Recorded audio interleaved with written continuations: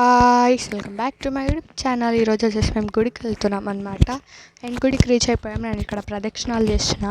And ఇక్కడ గణేష్ విగ్రహం ఇట్లా చెక్కినట్టు అయింది. ఇక్కడ నాగదేవతది కూడా ఉంది చూడండి. సో మనము ఇండెక్స్ ఫింగర్తో బొట్టు వేయకూడదంట, మిడిల్ ఫింగర్తో వేయాలంట. అండ్ ఇక్కడ నేను షాప్ చేస్తున్నాం.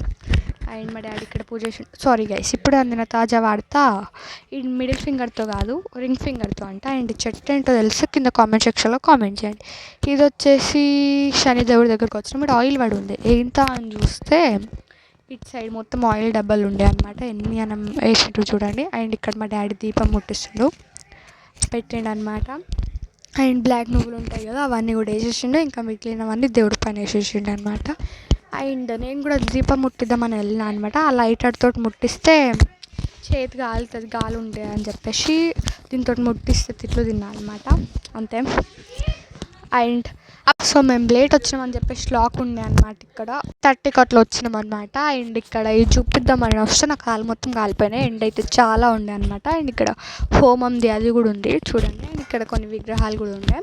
అండ్ చూడండి ఎండ ఎంత అనం ఉందో. అండ్ నా కాళ్ళు ఇట్లా అయిపోయినాయి అనమాట. ఇవన్నీ క్లీన్ చేసిన తర్వాత నేను లాస్ట్లో వీడియోలో చూపిస్తా. అండ్ ప్రసాదం కూడా తినేసిన. ఇంటికి అయితే రిటర్న్ అవుతున్నాం అనమాట. అండ్ ఇంటికి వచ్చిన తర్వాత కాలు కడుక్కొని చూస్తే మొత్తం రెడ్ అయిపోయినాయి అనమాట నా కాలు. అంతే గైస్, మేము blog. By, I love you all.